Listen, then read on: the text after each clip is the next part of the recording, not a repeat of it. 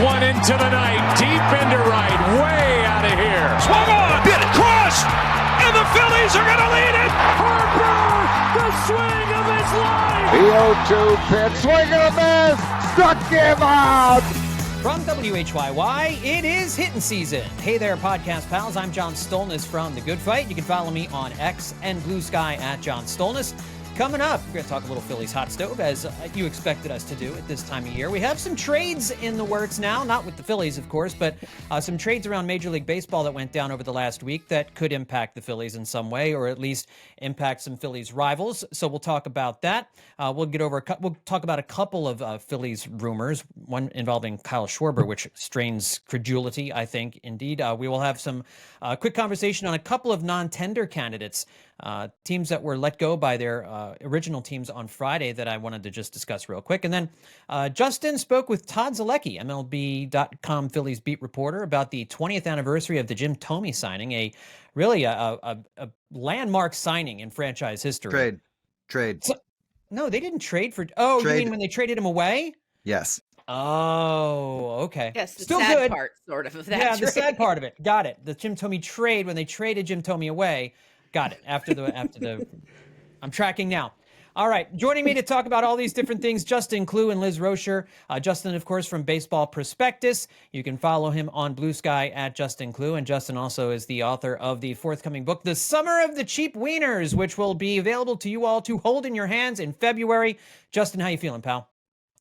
Really good. I'm going to sneak a secret ambush topic into the podcast here real quick with a simple question. No. Johan Rojas, greatest Dominican Winter League player of all time, currently hitting .366 with a .951 OPS, 11 walks and only 6 strikeouts in 20 games, 35 total bases. He's scored 15 runs and stolen 10 bags. This is granted the Winter League, so even hitting .366, you're still kind of like third or fourth on your own team as far as like batting average. However, Johan Rojas is one of 3 guys on his team to appear in at least 20 games. So those statistics are spread out over close to the most amount of games he could possibly have played in. Everybody has a ceiling. And, Johan Rojas, born in the Dominican Republic, it's very possible he's just a very comfortable hitter when he's playing in that Winter League. And obviously it's the Winter League. Stakes are almost non-existent, you could say, certainly compared to playing for the Phillies in Major League Baseball.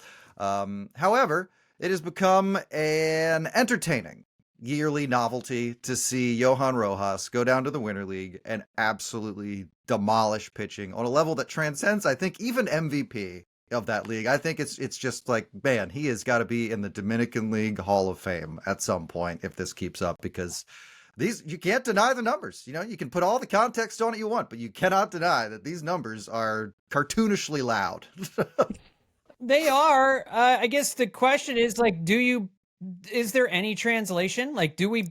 No, nope, right? I'm not having that conversation. That's not what I'm talking about. I'm talking about Johan Rojas in the Dominican Winter League. We don't have to have that other conversation. We know how it ends. We're just talking about this, and I think it's neat. It is neat, and I would like to see, if he plays in the Dominican Republic forever, and never comes back. The Phillies can get him to video conference in for every at bat. That's what I was thinking. He takes his at bats in the Dominican. Yeah. We'll set up a pitching machine that sort of simulates the pitcher the Phillies are facing that day and just ask him to give it a whack. Now batting for the Phillies from thousands of miles south of here, Johan Rojas. I think that's the answer. That is the answer. Liz Roscher, editor of SABR's Baseball Research Journal. Follow her on X and Blue Sky at Liz Roscher. Liz, how you feeling? Justin, I had a dream last night. I've been in a spate of I have weird dreams, very weird, vivid dreams all the time. But Justin, last night, I've been having a series of apocalypse dreams, which aren't scary as much as really fascinating to see what my brain is doing with everything. It's not great. But Justin, I had a dream last night that the cover of your book, which I've seen, after the title underneath has a moving photo of you sort of like leaning against your desk looking pained. And then just So like the Justin movement becomes on an it was author, like you and now moving over to grab like a pencil out of a cup, and that was the movement on the book cover. And I looked at it in the dream and thought, I think Justin could have done a better job with this. So you're saying when you say moving picture, my immediate thought is like a video, but that's not what you're talking about. You're talking about one of those like pictures where you turn it, and depending on the angle, I'm doing something like a different kind of action. So it'd be more like this, like. Yes. Okay. No, see, that would make sense. No, this was like a moving photo, like a video Harry on top Potter, of a like a Harry Potter moving photo kind of thing. Gotcha. almost. Well, yeah. All right. I'll run it by my publisher. I think they're going to. I can predict the response, honestly, but I will do my due diligence and let them know. I try to tell people I know when they've been in a dream of mine. Well, I was going to say, I mean, if I add that this came to someone in a dream, that may give it a sort of ethereal appeal to the overall marketability of the book. They will, of course, only question your sanity for bringing this up. From Liz Roscher's dreams. Yeah, no, and you can't put that on the inside jacket either. I don't think that's going to be a selling point. Like if people are, you know, I wish you would have told me this like a week ago, so I could have gotten an endorsement from you to appear on the cover to say like I've literally seen this book in my dreams. Apocalyptic. I should have blurred the back cover. I found this book in my dream. And this is the book of my dreams, and then parentheses apocalyptic. Apocalyptic dream. Well, the dream version of the book was disappointing. Has written a book. Yeah, the dream version of the book was disappointing. Around all too often these days. The real version of the book, I can promise, is great. Let's pull ourselves from the brink of human destruction here, and let's talk about the Phillies, because clearly that's the right place to go. Are we really pulling back? No.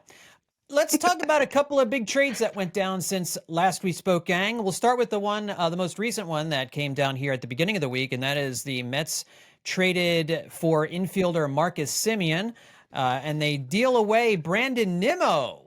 A constant pain in the rear end and annoying character to the Texas Rangers. So one of these rare one-for-one Major League player for Major League player swaps. These are really fun. These are really cool to talk about. Some cash went from the Mets to the Rangers, I think, in this deal. So that was part of it as well. But we're not talking about like, you know, a player for a bunch of prospects. No, we're talking, this is a man's trade or a woman's trade if you're Kim Ng. You know, this is where a real GM separates himself or herself from the rest of the pack, is what I'm trying to say. You know, it's not a mealy mouth. I'll trade you 3 of our prospects for 1 of your players. I mean, no, this is picks or money on the back end. Get out of here. No, what about cash considerations? Mm-hmm. You're terrible. This is disgusting. John lives in 1950s baseball. I do. I live in 1950s baseball. But the Mets are looking to get better defensively on the infield. Semien's presence gives them a lot more flexibility, too, in terms of what they're going to do this offseason. Brandon Nimmo, they just signed him to a massive contract, a long-term contract that now Texas is on the hook for. He's going to be 33 on opening day. Hey. I don't know why the Rangers are doing what they're doing here. It's a great question. You got to imagine, like in the Mets front office, they must have been jumping up and down.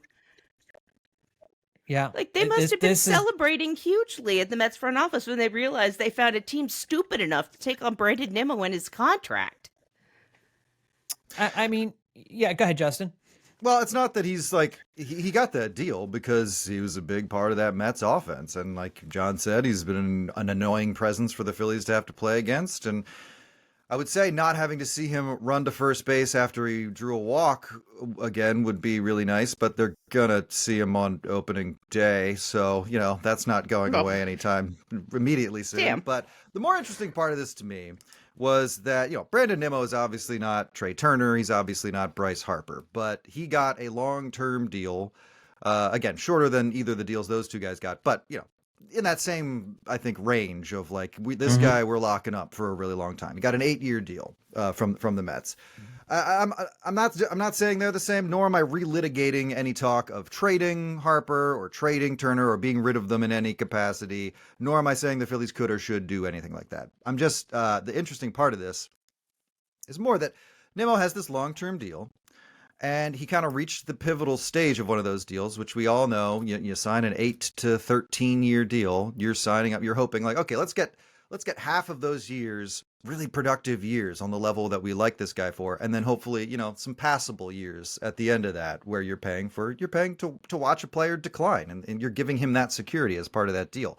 The Mets reached the pivotal stage of a deal like that with Nimmo. Around that, in that window of like 32, 33, when you start seeing like, okay, what's the rest of this guy's career going to look like? It's not a guaranteed point in every contract, but in general, that's a point where, you start seeing decline. You start thinking, all right, well, is this how he is now, or is this something he can bounce back from? So they found a way when Nimmo reached that point, when people maybe started worrying more about age, about injury and decline, they found a way to move on.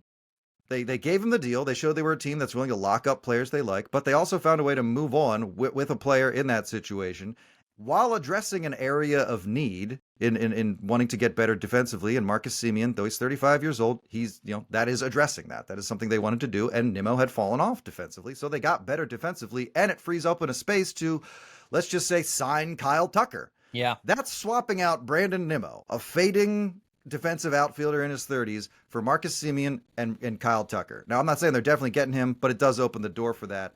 That's a better team. That is a much better Mets team. And, it's just something to think about as we enter that same stage with Turner and Harper. Again, I'm not advocating for them to get moved or anything like that. I'm just saying it's a situation that a team that locks a guy up long-term finds itself in. And the Mets found a way to be really productive.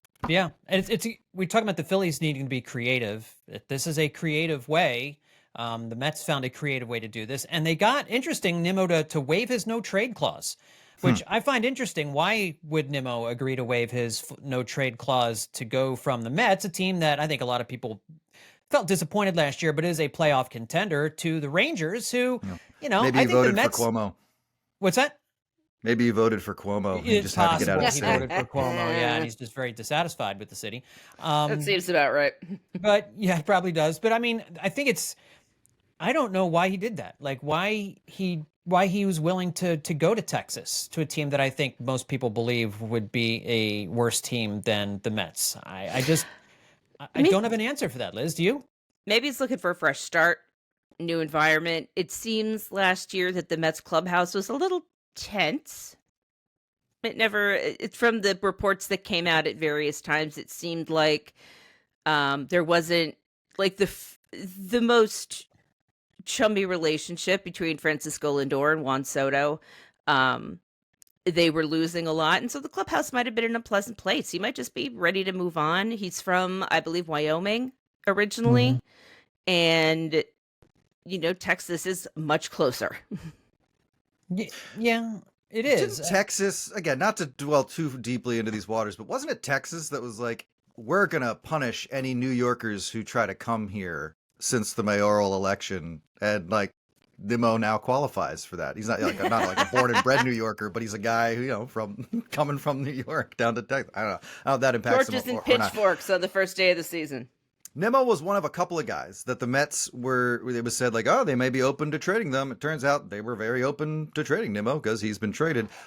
Jeff McNeil was on that list. Kodai Senga was on that list. And we all know Pete Alonso could be wearing, something like a Red Sox uniform on opening day next year. Who knows? There's people on the hunt for him. This trade kind of opens the door to the idea that we're talking about how the changes the Phillies could make by opening day. This could be a totally new Mets team. Yeah, by it really opening could. day. Yeah. And they've got 3 young pitching prospects who are top tier that could be factoring into their success or potentially being used in trades to be even further along. So yeah, that's something to watch. Yeah. It's not even 2026 yet, and I'm already annoyed with the 2026 Mets. That's got to be a record. Wait till you start thinking about the Braves. I don't want to. I got some thoughts on the Atlanta Braves as well. We'll have to dip into that at some point, but I do think it is going to be not today. No, not today. A different looking Mets team, because they're going to get probably one of the big starters too in the free agent market. That wouldn't surprise me at all, to go along with those 3 young bucks that they got. So that's the first trade. The second trade happened last week, and it's been discussed quite a bit. among Phillies fans at this point, but we haven't had a chance to talk about it yet. And that's Taylor Ward to the Orioles for Grayson Rodriguez. Justin, you and I had a debate about Taylor Ward and Joe Adell on last week's edition of the podcast. That was fresh for 24 hours and then became totally stale and useless as the trade came down the pike the next morning. But Ward was long a rumored trade target. Now, listen. Ward's a free agent next offseason. Oh, yeah. So we're not done talking about done with Taylor Ward by Are any you stretch kidding of the me? imagination. No. See you guys next year for the Oh, Taylor good. Ward to the Phillies conversation. Yeah, are you Let's out mark of our your mind? calendars. That's right. He's going to be getting 1-2 year deals for the rest of his career, and we're going to be talking about him every time. So And listen- just look forward to that. If he God. has another like 3 or 4 1-year deals ahead of him, 2 of them could be with the Phillies. I mean, they may have multiple 1-year deals. Let's not limit ourselves here, friends. But for right now, he's going to be in Baltimore. He's going to be playing with the Orioles in 2026. Another very interesting deal. The Orioles were willing to go and get one of the better power hitting right-handed outfielders in baseball for a pitcher who's dealing with a lot of injury issues, but has a lot of upside and is under another 4 years of team control, I think. So you can kind of see why the Angels might have done that. That's a team that's desperate for pitching, and they had a logjam in the outfield. I don't know if they could have gotten something better. Maybe they were at the general manager meetings last week and realized that this was probably as good as it was going to get. They didn't want to wait till the winter meetings to do it, which is, again, interesting. So they pulled the trigger. And I guess as we sit here and Taylor Ward is now a Baltimore Oriole, it likely means Joe Adell isn't going anywhere. So essentially the 2 best right-handed hitting corner outfield power hitters that were probably available in the trade market are no longer available. I noted a couple of things for the good fight that the Phillies could still do. Luis Robert Jr. is a potential trade possibility as well. Nobody really wants that, I don't think, at this point, but Nobody's talking about Luis Robert Jr., which is, I realized that the other day, and then you look into it and you're like, oh, right, because he was not good. Not good at all. No, There's a not reason good for at all. that. We talked about Byron Buxton last week, Justin, and really, yes, great fit. What is the cost? It can't cost you Andrew Painter or Aiden Miller, and it likely would. The Athletics' Matt Gelb mentioned Astros center fielder Jake Myers as a possibility, but he's not a very good hitter. He had 3 home runs in 381 plate appearances last year. He's a good defender. The Red Sox are likely to trade Jarren Duran or Wilyer Abreu. And I guess if you just throw up your hands and say, okay, it doesn't need to be a right-hander, those are phenomenal options. But again, what is that going to cost you? At this point, I'm not giving up Andrew Painter or Aiden Miller for anybody, I don't think. I don't see anybody out there that I would. And, the Japanese sluggers are out there. Kazuma Okamoto. There's Munetaka Murakami. Those 2 guys are out there. They're not likely to sign with Philadelphia. I mean, Harrison Bader, Austin Hayes, Miguel Andujar, Rob Refsnyder. Those are like, the last 3 guys I mentioned are platoon guys. Liz, I don't know if anybody get you excited to see the Phillies go after? Because I'm not overly enthused. Harrison Bader. That's it. I'm still stuck on / slightly obsessed with him from last season. I know that we won't get a replay of that, but I really like him. I think he's a great clubhouse guy, and I think he sort of fills the role in a way that Garrett, not on the field, but in the clubhouse, the role that Garrett Stubbs sort of filled as like just good time guy, always happy. The guy that every clubhouse needs to be a little bit of like sunshine and fun, even when things suck a whole lot. So, combined with his actual skill and ability, I think that's the only guy that I'd be excited about. That's it. I'm a simple woman. Harrison Bader's probably the best center fielder on the market. Yeah. A lot of reasons Liz said he Right-handed will be anyway. more. Right. Because you have Cody Bellinger out there, who I know everybody's has. Cody Bellinger will be the most expensive free agent on the market. Harrison Bader turned down some money that I think was indicative of what he's expected to get, and that kind of became a factor in bringing him back. And as Liz was intimating there, his bat is inconsistent. You can't expect to get the heat from him that you were getting, but he's a classic center fielder. Not a lot of choices out there, and was a huge boost for the team. But here's a name I'll throw out there. 2 of them, as I've been going through this week. I know on High Hopes they talked about Bretton Doyle a lot, and that's a fascinating potential for sure for what he's been able to do out there. Really low key, given that it's the Rockies, but a guy who came back from some struggles after, he looked really good and then cratered and then made an adjustment, came back, young. So that's something interesting, if not exciting, potential. But I'm going to throw this name out there. Miguel Andujar. Yeah. Who will be 31 in March. He can play left field. He can play third base. This is a really interesting player in that he was this huge top prospect, finished second in Rookie of the Year voting for the Yankees, and then completely plummeted with the Yankees, fell off, and then kind of did that reverse pipeline thing where the Yankees were like, actually, we don't like this guy, and sent him back to the Pirates instead of just picking their carcass clean for whatever they got. So he goes back to the Pirates, still kind of lousy, not figuring things out, winds up on the A's. And you've just seen this huge resurgence in the past 2 years from him, to the point that last year he was playing some of the best baseball of his entire career. Now, what makes this really appealing is that, the negative of that would be, okay, so he's looking to cash in, on playing some great baseball. But despite that, given his history and given that he's coming off a quad injury, he's not going to be that expensive of a signing. Yeah. And when you say, I'm going to say he doesn't have much upside. But I don't mean that he doesn't have upside. I mean that how he's playing right now is probably his ceiling, and he's playing very well. So, you just know looking at him that's the height of what you're going to get. And like I said, he's got some defensive versatility. So that became one of the more fascinating names as I was going through these. But honestly, when you're running down the list like that, I think we are at a point where you can start throwing away names like Austin Hayes, Lane Thomas, Chas McCormick. These guys are, they're technically options, but there's just the negatives outweigh the positives so much. And frankly, this team, the Phillies, should be really, really mindful of bringing in bounce back candidates, given their recent track record there. Just be very careful, because there's bounce back candidates, and then there's guys who need to bounce over the Grand Canyon to bounce back, and you don't want to be putting up with that. No, there's bounce back candidates, and then there's catapult candidates, right? There's some of these guys that are going to need a catapult to get back to where they were, as opposed to just a little trampoline. Increased difficulty level. Yeah, and to your point, Miguel Andujar had a 986 OPS in 93 plate appearances against lefties last year. He's I think, I don't know. I think the A's used him in a platoon role where he was mostly hitting from the right side. So he's somebody you could pair up with maybe Brandon Marsh in one of the corner outfield spots if Marsh is available. Rob Refsnyder is a name you're going to hear a lot too. He had a 959 OPS and 138 plate appearances against lefties, and he historically has hit very well against left-handers. So those are the kind of the platoon guys, and I agree with you. I think that's now where we're fishing. I don't think there's just nothing out there. There are no right-handed power-hitting outfielders to begin with. There just aren't many of them. Taylor Ward was one of them, and he had major deficiencies, like we talked about on the last podcast too. So it certainly is a trade that affects the Phillies in their pursuit to upgrade the outfield. Again, I don't know if they even had any interest in any of the Angels' corner outfielders. It makes logical sense to us, but there has never even really been a strong rumor that the Phillies were even sniffing around those Angels outfielders. So, yeah, I don't think the Phillies were super disappointed to see Taylor Ward kind of come off the market like that. Yeah. And I really think the coverage, including our own, of that trade and talking about it and the breaking down of it and how it impacts the Phillies really honestly had more to do with people wanting to talk about what the Phillies are going to do and the small amount of impact that this had on what the Phillies are going to do with the outfield.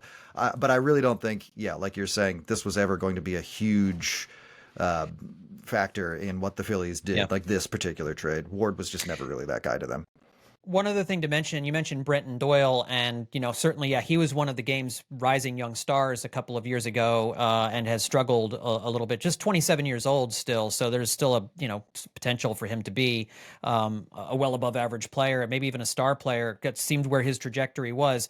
The issues with Doyle are something you hear about with Rockies players quite a bit, the home road splits. Career 788 OPS at home, career 572 OPS away from Coors Field, a career 201 hitter, 251 on base, 321 slugging percentage in 206 career games away from Colorado. So that's one of the that's one very of the bad. Yeah, it's one of the concerns you have about that's very bad him. For sure. All right, Kyle Schwarber, guys, Pittsburgh Pirate, future Pirate, Kyle Schwarber, our matey, Kyle Schwarber. Perhaps headed to Pittsburgh? Probably not, but I think it's more likely that Kyle Schwarber joins an actual crew of Pirates. Yeah, that's probably right. More likely, right. But Jeff Passan reported that the Pirates are interested in Kyle Schwarber. Now, what does the word interested mean? I'm interested in knowing exactly what that word means. I'm also interested in Kyle Schwarber. Yeah, interested in Kyle Schwarber. So, yeah. So many of us are. Yeah, so Pirates and then the Reds are another team that have been linked to Kyle Schwarber because Kyle Schwarber said, I think that he wants to, maybe spend more time near his off-season home, and the Reds would allow him to do all that. And so, both of these teams, I imagine that we're going to talk about Jim Thome later in the podcast, and you are with Todd Zolecki. But I imagine when the Phillies were trying to sign Jim Thome to a free agent contract, what's that? Synergy. This is great. Synergy. Yeah, here's what I'm bringing it all together. That the Phillies were probably seen as unlikely a place for Jim Thome to go in free agency, as Kyle Schwarber would be to go to Pittsburgh or Cincinnati. Maybe less Cincinnati than Pittsburgh because the Reds were a playoff team last year for all intents and purposes. But they were an improved team with a good manager, seen as a team on the rise, whereas the Pirates are just always languishing in Crapville. So I don't know, guys. Is the possibility of Kyle Schwarber going to one of those two places? Justin, give me a percentage chance that Kyle Schwarber lands in Pittsburgh or in Cincinnati. 4% Cincinnati, 2% Pittsburgh. So how much for Cincinnati did you say? 4% Cincinnati, 2% Pittsburgh. Liz, what do you think? I was going to say about 5% Cincinnati, 0% Pittsburgh, because there's just literally no chance. Literally none. All this is being delivered from the perspective of the Pirates are interested in Schwarber and they are ready to spend. Think of this from Kyle Schwarber's perspective. We do know Kyle Schwarber. We do know players often take the most money and that they follow the money. And you hear all the time, players aren't loyal to you, blah, blah, blah. But it's not unheard of for players to factor in where they are and where they could go as into where they sign the following year and what context that applies to their situation, especially somebody like Kyle Schwarber, who has already won a World Series, who has been to the playoffs countless times and made gobs and gobs and gobs of money. I'm not sure he has much more to prove by signing the largest contract available to him, assuming that there's not a huge disparity between it and the offer that he eventually accepts. But putting all that aside, leaving a team that has made the playoffs every year he's been a part of it, since he joined, and that he is a reason why they keep going to the playoffs, to join a team that made headline news, its biggest headline news in months, by simply hinting that they were ready to spend. That was such an absurd concept to everyone that became news. Not that they'd signed anybody, but that they were willing to sign somebody that you'd heard of. A team with no shortage of in-house disgruntlement about how things are run within that organization. You're telling me Kyle Schwarber at this point in his career, wanting to win a World Series again, motivated by that, and obviously seeing family and being close to family and stuff. But none of that ever matters. You're telling me that he's going to leave the Phillies, a team that he's reportedly very interested in re-signing with, a team that's reportedly very interested in signing him. He's going to leave that all behind to go be the champion of Pittsburgh, who's going to spend all the money they're going to spend on Kyle Schwarber and then do other things. The Pirates are going to make multiple huge signings because they would have to be the kind of team that Kyle Schwarber would want to play for. So this just doesn't seem to make any sense from his perspective at all to me. That would be like the Chris Bryant signing, which to me always was I'm done now. I've done a whole lot of stuff. I'm ready to just, be in a place where I'm near my family, where there are low expectations of me, and that I could just play out the rest of my career in peace. I don't think Schwarber wants that. No. And if he wants that, he certainly doesn't want it in Pittsburgh. Well, and I don't think, so here's the thing with Kyle Schwarber. I don't think he would mind playing in Pittsburgh or Cincinnati if the teams were competitive and had a chance to go to the playoffs and win the World Series. And Cincinnati has that chance, especially if they do some different things. That's why I would probably put the Reds at maybe an 8% chance, maybe, closer to that than lower than 5% or 4%, if only because I think the Reds may be a team that's ready to take another step forward. But they're not going to outbid the Phillies. That's the thing. It's if this was just a money grab, it ain't coming from Pittsburgh or Cincinnati. They're not outspending the Phillies for the free agent they most want to bring home. When you add on top of the fact that there is unfinished business in Philadelphia for Kyle Schwarber, that I'm sure he doesn't want to leave for a team like Pittsburgh or Cincinnati unless the Phillies have provided an offer that's just far below what Schwarber's camp is expecting and thinks they're worth. If they won't go past 3 years or something like that, and he's got a 5 or a 6 year offer for similar money from another, you could see him leave at that point, because then he might see that as like if the Phillies offer a disrespectful contract, that would be one thing, but I don't think that's reality. So yeah, the other thing I'll say about this too is that obviously this is the last year of the current labor deal. You're looking at teams, there's talk of salary floors, there's talk of salary caps, there's teams that are jockeying for position. You could be seeing a situation here where Cincinnati and Pittsburgh say they want to spend money. Maybe they do make a splash and sign somebody to something like the Rockies did with Chris Bryant to strengthen the argument, like, hey, we're a small market team. We're trying, we just signed Kyle Schwarber, but we can't sign 4 or 5 Kyle Schwarbers and catch up. So we need something in place. I think there's a narrative that some of these small market teams can be trying to build ahead of these negotiations that are going to be coming up this year and into the next year, that they need some sort of salary equity because they just can't compete. Look, we're trying, we're trying, we're trying. So. Yeah, I mean, you can either go to Pittsburgh and try to fix the Pirates, or you can stay here and try to win the World Series that you've been had a pretty good chance of doing for the last 4 years, and presumably will have for a 5th year. Yeah. Well, and let's not forget, I was just going to say, Schwarber is beloved by the fans. He is absolutely a king here. Yeah. And I'm sure he has already imagined in his head his first at bat of the season at Citizens Bank Park after he signs a massive contract with the Phillies. I mean, that's a standing ovation, loud, playoff loud kind of standing ovation he'll get. Yep. Like, if he cares at all about the fans and how they make him feel, I mean, it's a no-brainer. What are you going to do? I mean, nowhere's going to be louder than Citizens Bank Park. No one is going to love him more than Phillies fans. He already has it made in Philadelphia. Why go and start from scratch somewhere else? All great points, which is why I agree with you guys. I don't think it's going to happen at all. All right, real quick, before we get to our Todd Zolecki interview, 2 non-tender candidates I wanted to mention. Actually, we could throw a third one in here that I didn't think of, but I want to talk about these 2 mostly, and whether or not you think there's any interest for the Phillies. And we can just kind of run through these guys, a couple of these guys pretty quickly here.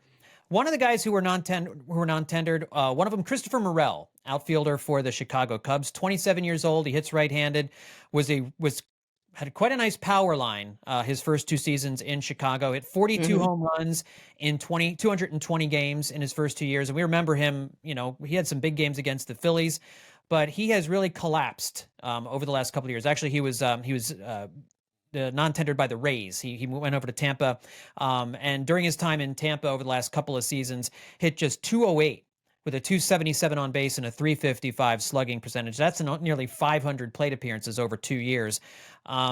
There's a promise there, Justin, of a young player who was a good power hitter, doesn't play good defense in the outfield, but if you're looking for a right-handed power bat, this is a bounce back candidate. It's bounce we've been back.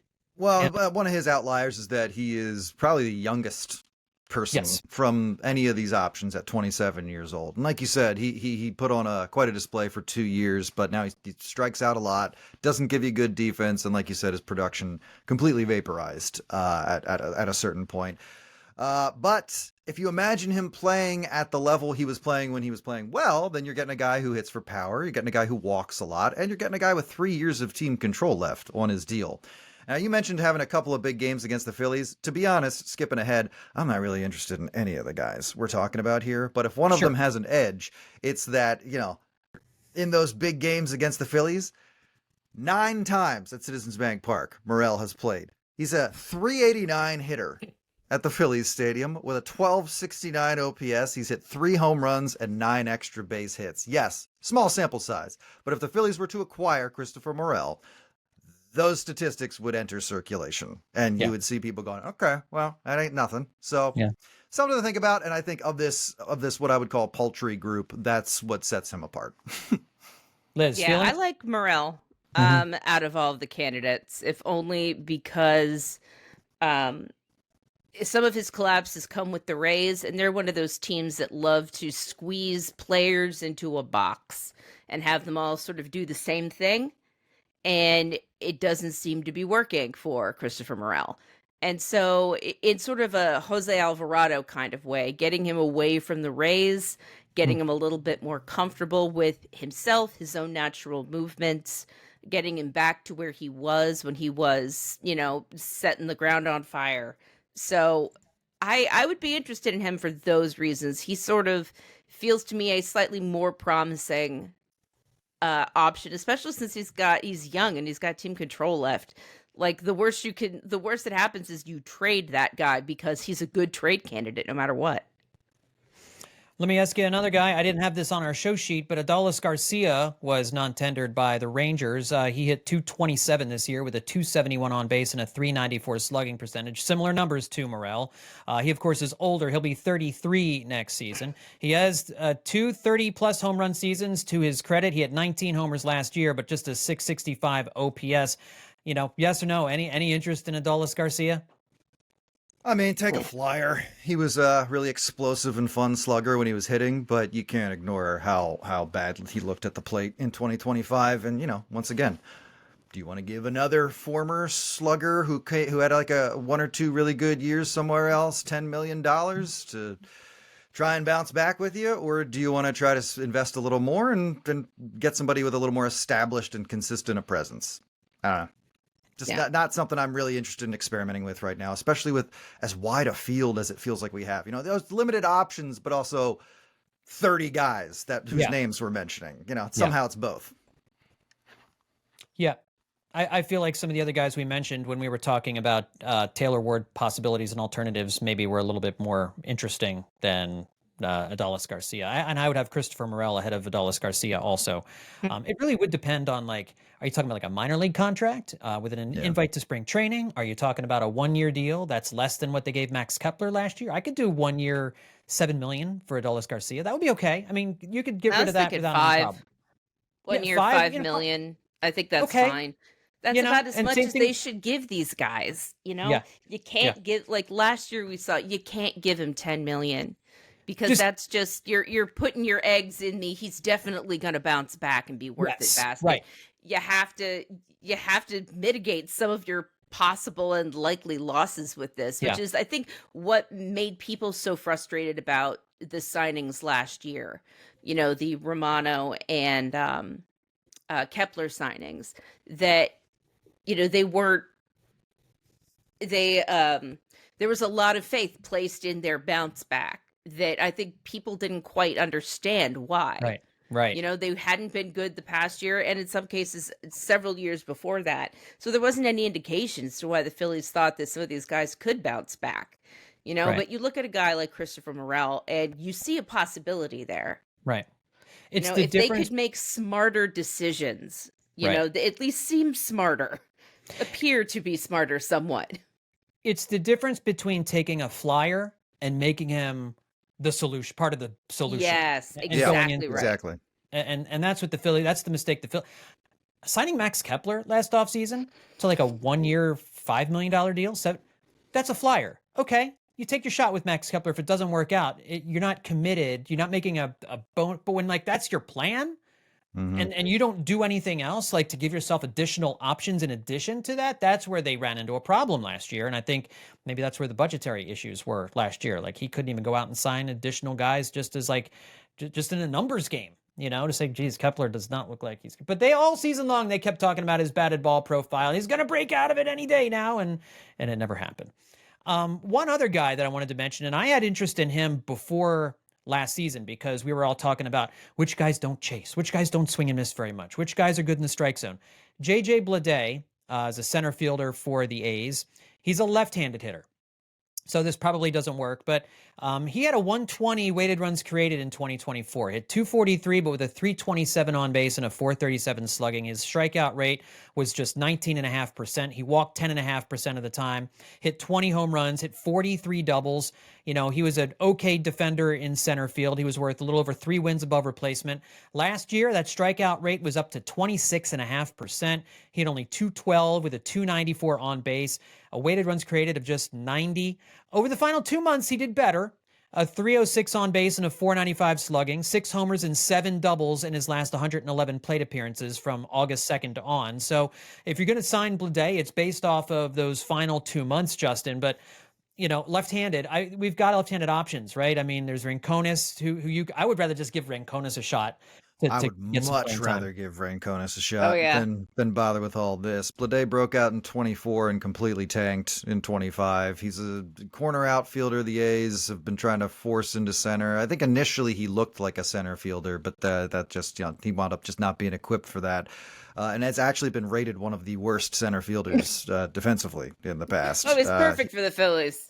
Speed is not great. Whereas, at least with guys like Crawford or Dante Nori, you talk about guys who don't take great routes but overcome it with their speed. But Bleday's speed isn't there. His salvation comes in that he does have a very good arm from the outfield, so you give him credit for that. But he does strike out a little over a quarter of the time, and his power was not a present factor in his game in 2025. So no, I would not say I was particularly interested.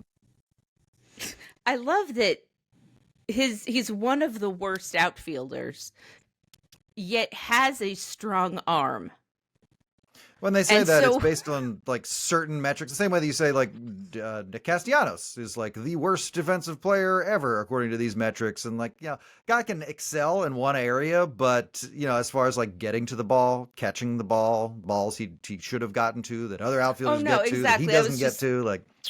I was just thinking, when he does get the ball, does he know where it's going? Does he? I think he just takes a bite out of it like an apple. He just sort of hucks it as hard as he can. He's got a great arm. Now, he has no idea where the ball is going. What do I do with this? What is this? Anyway, for those of you not watching the show on YouTube, you're not really sure what we were doing just there. But anyway, you'll have to go to the WHYY Imagine YouTube page. Looking at a fake baseball in our hands. As if it was holding a baseball and wondering, what do I do with you now that I have you? All right. Well, let's head over to our interview with Todd Zolecki on the 20th anniversary of the Jim Thome trade away from the Phillies. Todd Zolecki, the MLB.com Phillies beat writer, covered that story for MLB.com, and Justin Klugh spoke with him about that as we're coming up on the 20th anniversary of that. So here you go. I was at my parents' house in Wisconsin for Thanksgiving that week, and I was teammates at the time with Jim Salisbury at the Inquirer. Was literally driving up the New Jersey Turnpike, or going up to Rhode Island, I believe, for Thanksgiving, which is where he's from, Rhode Island. I remember Jim was driving up or had gotten to Rhode Island, and we were kind of talking back and forth about, all right, you reach out to this person, I'll reach out to this person, we'll try to put the story together. But I very specifically remember my parents going are you going to be able to, we were going to go out here for dinner in, a couple hours. Are you going to be able to join us? I'm I don't know. They're just trying to Jim Thome. Mom, it's kind of a big deal here. I gotta lock this. But honestly, that stuff happens all the time on the beat. There's so many times where, you're going to a movie, or you're going to dinner, or you're going somewhere, and then all of a sudden it's the Phillies signed Kyle Schwarber to a 5-year, $150 million contract. You're all right, well, I guess I got to go home and work on this story. Well, I'm joined now by Todd Zolecki, Phillies beat writer for MLB.com, co-host of the Phillies Show podcast with Ruben Amaro Jr. and Jim Salisbury, and author of Doc, The Life of Roy Halladay. He's also a frequent byline for anyone who happens to be reading Philadelphia Inquirer articles from November 2005. Todd Zolecki. Todd, thanks for joining us on Hittin Season. Thanks for having me. Appreciate it. I've been able to draw some conclusions about myself in the last few days looking into this, but I wanted to ask, how good are you at remembering things from 20 years ago? Because I'd say I'm below average at this point. I feel like I'm kind of below average. There are certain things that certainly stick out more than others, but there are some times when people go, hey, do you remember when this happened in this game? Or do you remember this guy? Sometimes I'll go through Baseball Reference and I'll look at the roster of the 2008 Phillies and go, oh my gosh, I totally forget that dude was on that team and he made 10 relief appearances or whatever the case may be, I love seeing the jersey names of the guys in the background doing stretches and stuff. And you're like, who is that? I followed this team religiously. I have no idea who that person is. Absolutely. I'm the same way. Well, in 2004, everyone seemed pretty sure that Jim Thome is the Phillies' first baseman and Ryan Howard is going to be traded, probably. By 2005, Ryan Howard is the future. Jim Thome is viewed as expendable. What was it like watching, like, over the course of time, like, look at just knowing about this complete reversal of this narrative, and as it took place over this calendar year? Obviously, a lot went into it, but like, I feel like maybe you have a unique perspective on this. Maybe you've seen Phillies fans do a complete 180 plenty of times, but this felt like a pretty big one in that at one point, this was definitely the answer, and then a year later, this was definitely the answer. Yeah, 100%. I mean, you remember, my first month covering the Phillies as the beat writer for the Inquirer was April of 2003. So that was like Jim's first season, first month with the Phillies. I started covering baseball for the Inquirer, and you look back and you think back to how absolutely massive that signing was and how beloved he was and how good he was. And it was like, all right, this guy is going to be here forever. Jim Thome, remember he had I think he met with some of the union guys building the ballpark during the process, and that was a big storyline. And so then in 2003 he was great. In 2004 he had another good year. I'm trying to remember. I think he might have led the National League or big leagues in home runs in one or both of those years. So he was kind of delivering in every way, shape, or form. And of course, then you kept hearing about Ryan Howard. And as I recall, a lot of fans are like, what are they going to do about this guy? They got to trade this guy. And then Jim gets hurt, of course, in 2005.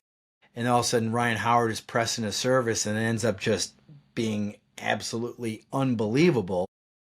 And I remember going into that offseason, it was kind of like, all right, well, something's got to give here. And, kind of what is going to happen to Jim or to Ryan. Somebody's going to get moved. Ended up being Jim, which obviously worked out great for the Phillies and made a lot of sense in the long run. But yeah, it was quite a reversal. Again, everybody loved Jim Thome. I mean, he was everything blue collar and hits home runs and future Hall of Famer. Ryan Howard was just a prospect. I mean, how many times have we seen Phillies prospects or any prospect go from like hitting 40 bombs in the minor leagues one year and then hitting 160 in the big leagues, the next couple of years? I mean, it happens all the time. So it was wild. That's kind of what I wanted to ask. Howard had a staggeringly good Arizona Fall League in 2004. He hit .331 with a .905 OPS out there. He was actually playing with Houston Street, and credits that time playing together with like picking up quirks in his delivery to be able to get the hit against him in the 2009 NLDS that he got in the very famous Get Me to the Plate Boys moment. Right. After the 2005 season, Howard was the NL Rookie of the Year. Houston Chronicle was very bitter about him getting the award over Willie Taveras. I remember that. Yeah, was on another AFL teammate of his. But Ed Wade was still kicking the Thome Howard issue down the road as late as October. He said, I know at some point we'll need to make a decision, but now is not the day. There were a lot of details that obviously went into this. What do you feel was ultimately like the deciding factor that drove the Phillies to say, all right, we're going with Howard and we got to make a Thome trade? Well, I think it was the fact that Ryan, his career seemed to be so bright and they could probably get more for Thome as a known quantity. For example, I remember specifically trade deadline, I guess it was trade deadline 2005. Yeah, that was Ed Wade's last year as GM. He was shopping Ryan Howard. And to be honest, they didn't get a lot of love for Ryan Howard. It wasn't like teams were beating down the door going, we have to get Ryan Howard. It's not like today, for example, and I know different players, different positions, but Andrew Painter, everybody would love to get Andrew Painter. Everybody would love to get Aiden Miller. A lot of people would love to get Justin Crawford. It wasn't necessarily that way with Ryan Howard. In fact, I remember specifically there was one general manager from one team who basically they'd been having conversations. And this team was really lowballing the Phillies. And the comp that this general manager gave Ed Wade was, this guy's the next Sam Horn. And for those people that don't remember Sam Horn, he was a big-time Boston Red Sox prospect and just, hit tons of home runs in the minor leagues and then didn't really have much of a big league career to show for it afterward. And so that's kind of what teams were throwing the Phillies away. Like, all right, yeah, Ryan Howard, he hits a lot of bombs in Reading. Who doesn't, So I think that had a lot to do with it as well. And then, once Howard came up and showed he could hit some big league pitching, they're like, all right, maybe we can change the mix here. Maybe we can get a little younger. And certainly, I think, they could flip Thome to a contending team and maybe get something that could help push them over top, which is obviously the direction that Pat Gillick ended up going when he traded him. Do you remember Thome and Howard being like a particularly polarizing issue for fans? Was there like a team Howard and a team Thome, or had people pretty much by the end of 05 accepted like, well, Howard's the guy? I mean, look at him. Yeah, I feel like that was the case because Howard was so good in 2005. And it's like, well, you can't keep both of them, obviously, because there's no DH at the time. So I don't know how polarizing. Yeah, I can't really remember it being like super polarizing from, you had a Thome camp and then you had a Howard camp. I think people were just really excited with Ryan Howard, with what he could do. And so I feel that there was kind of an understanding that, hey, one of the two needed to be traded. And I don't remember the day that Thome traded. I believe it might have been like the Wednesday before Thanksgiving, like the day before Thanksgiving, that it finally went down. I don't remember like all this crazy backlash of like, I can't believe they did this. Phillies strike again. They traded their guy and for this unproven guy. I think it was, there was some excitement with it. Yeah, I don't remember a whole lot of like debate over the topic by the time that the decision was being made. But I was going to test your memory because it was right before Thanksgiving. And looking back, there was this complete mess of like a bunch of bad weather coming in, a bunch of holiday travel about to happen. Not only is like the Jim Thome trade, this starting to become a thing and then get announced and then formalized by the team, but you also had the Eagles and Terrell Owens having a messy breakup as well, with everything happening like That's at the right. same time. Were you like, did this disrupt plans that you had, or were you already on the clock? Like, did these stories coming out create a bunch of chaos for you personally? Yeah, I mean that's it, but it did. Now I remember I was back. I'm from Wisconsin, and I was at my parents' house in Wisconsin for Thanksgiving that week, and I was teammates at the time with Jim Salisbury at the Inquirer, and I remember I was in Wisconsin. Jim was literally driving up like the New Jersey Turnpike, or going up to Rhode Island, I believe, for Thanksgiving, which is where he's from, Rhode Island. And I remember we were on cell phones at the time. I mean, obviously this is like before texting, really. I guess maybe you could text back then. That's how old I am. I don't even remember if you could text in 2004, 2005. But I remember Jim was driving up or had gotten to Rhode Island, and we were kind of talking back and forth about, all right, you reach out to this person, I'll reach out to this person, we'll try to put the story together. But I very specifically remember my parents going like, are you going to be able to, we were going to go out here for dinner in, a couple hours. Are you going to be able to join us? I'm like, I don't know. They're just trying to Jim Thome. Mom, it's kind of a big deal here. I gotta lock this down. But honestly, that stuff happens all the time on the beat. There's so many times where, you're going to a movie, or you're going to dinner, or, you're going somewhere. And then all of a sudden it's like, the Phillies signed Kyle Schwarber to a 5-year, $150 million contract. You're like, all right, well, I guess I got to go home and work on this story. So, but that was definitely one of those days. And I very specifically remember being at home and getting a lot of questions from my family going, what's going on? Why aren't you hanging out? Why aren't you having a cocktail right now with the rest of us? Todd, you haven't touched your cheese curd. The Packers are on at 1. What are you doing? You can't leave. Exactly right. But yeah, I do remember that going down that day, and I remember it just being kind of a crazy, crazy day for sure. How did that news kind of come out? Like, did that break before any like the Terrell Owens stuff of the day? Did the stories kind of intertwine chaotically, or were you just kind of laser focused on the Thome stuff? I was just laser focused on the Thome stuff, and this is where you asked me how good my memory is, and I don't recall who broke the story, but if I had to put $100 on it, I would bet that Salisbury kind of caught whiff that this was a whiff of that this was going down, and then he reached out to me, and we kind of like teamed up. We would do that a lot, we would team up on stuff. We teamed up on when Charlie Manuel got hired after the 2004 season. I remember we had a very strong idea that Charlie had been hired, and so we kind of branched out and called certain people to try to confirm it. And I have a feeling that's what happened. I have a feeling that Jim might have reached out to me and said they're trading Thome. So, because like Jim is the best of the best, so he always seemed to get those stories.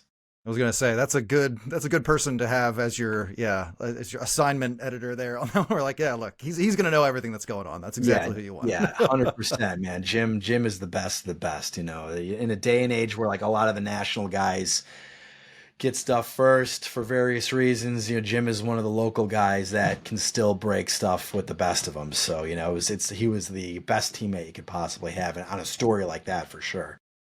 Well, I remember getting news of this of the trade and just watching everything like develop. And the confusing part was that really made this distinct was how we had wound up in this position where everything had worked, where like they had successfully signed Jim Thome. He had done very, very well here and done everything he was supposed to. Now we have a prospect who is actually working out at a high level. Now this is a problem that's created by the opposite of what it felt like we were used to. Like too much success had created a blockage of sorts on the Phillies roster. How significant was this trade? Like now, do you put in the grand scale of Phillies history? Do you think it was impactful enough to be mentioned on like a summary of overall franchise milestones, or was it kind of more just like an era defining moment? Well, I think it was. I think you could make the argument for sure that it was one of the best trades in Phillies history in the sense of what it led to. You know, I think what was the return on, now I'm drawing a blank on the return for, it was like Gio Gonzalez, Aaron Rowand, and Daniel Haywood. Is that what it was? Drawing a blank, then you just fire 3 bullseyes from the hip like that. Okay. All right. So I know, because like there was another trade there where Gio Gonzalez like went back to that was like for the Freddie Garcia deal. So sometimes I get those confused, but not in the sense of necessarily the return for what they got for Thome, although Aaron Rowand obviously had a tremendous impact on the organization. Just and the wall. Yeah, right. Yeah, exactly right. But just in terms of like what it opened up for the Phillies, putting a MVP caliber first baseman, putting in arguably at the time, you know, by the time his career ended, arguably the greatest first baseman in Phillies history. You know, a lot of people will say, well, what about Pete Rose or what about Klugh? You know, nowadays when, you know, let's see how Harper's career ends. Some people say maybe Bryce Harper will be the greatest first baseman in Phillies history.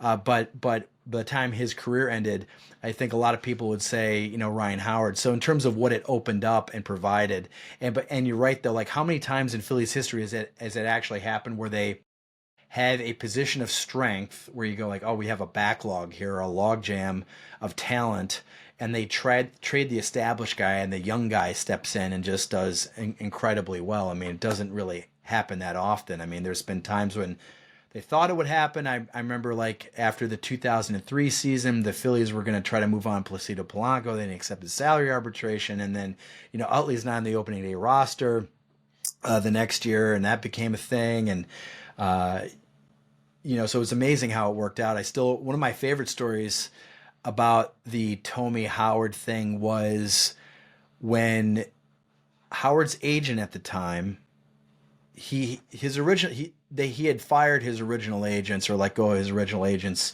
Rex Gary and Jim Turner. And then he hired Larry Reynolds, who was Harold Reynolds' brother.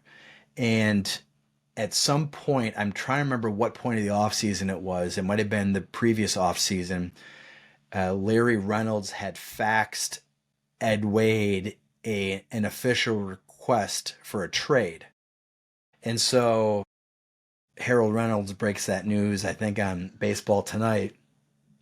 And so then my desk, again, this is like before Twitter and all that stuff, right? So like somebody would hear about it, then I would get a call about it. It's not like it's not popping in your phone that you didn't have that technology then. So I remember very specifically driving down the Schuylkill at the time, and my desk called. I think it was this night editor by the name of Jim Swan called me up. It's like, hey, Harold Reynolds just went on ESPN and said Ryan Howard officially requested a trade. So I remember pulling off on the side of the road and calling Ed Wade, and Ed was great. I loved covering Ed because he was like treated like a human being, and you know was very respectful. And Ed picked up the phone, and I said, "Hey Ed, Harold Reynolds was on TV saying that Ryan Howard, Larry Reynolds faxed over a trade request. He's like, that is correct. And I said, what's your comment on that? And he goes, duly noted, which was just great because it was Ed's way of being very respectable, basically saying like, you can take your trade request and take a hike, and then Ed correctly and properly said, that's not how this works. There's a collective bargaining agreement. We have team control over the player. We're not obligated to trade anybody at any point that we don't want to trade. So, I mean, that's his request. He feels that way, but we're basically like, take a hike, Larry Reynolds. We're not trading Ryan Howard because you sent us a fax requesting a trade. And they held on to him. And like I said, that following trade deadline, they just weren't getting any love on Ryan Howard. A lot of people just had doubts about his capabilities to perform at the big league level. And so again, like Ed gets crushed a lot, but he held on to Chase Utley when he was getting trade offers for him. He held on to Ryan Howard when he would have been selling low on him, and he kept those two guys in the organization. And arguably the best second baseman, arguably the best first baseman in Phillies history. He specified he was not willing to deal Utley or Hamels or Gavin Floyd or another pitcher, and then he was willing to put Ryan Howard out there. And then the following winter, everything had changed suddenly. That was not an option. Now he gets a request for trade, and it's like, yeah, we are aware of the request. That is that is all we're doing. Yeah, exactly. It was just I think Ed just found it like amusing and absurd that anybody that had never even appeared in the big leagues, and I understand from Ryan Howard's point of view and his agency's point of view, is like, well, is this guy ever going to play in the big leagues? You've got a Hall of Fame first baseman here, so let's just try to force the issue and let the organization know that we're unhappy right now. Yeah, but credit to Ed for not going, all right, yeah, let's sell low on him the next trade deadline and get like a mediocre relief pitcher or a number 4 starter or something like that for Ryan Howard. Yeah, some GMs would have taken that personally. It was nice he had the, emotional maturity to understand what that was. Exactly right. Last question. I know one of these things obviously led to the other, but if you looked at them both in a vacuum, what would you just say, in your opinion, is the more impactful moment in Phillies history here? When they signed Thome and sort of like landed a big free agent, something they didn't really get to do a whole lot, and opened a door to what felt like contention? Or was it more impactful when they traded him and just brought this future star in with Ryan Howard and unlocked this new golden era of playoff berths?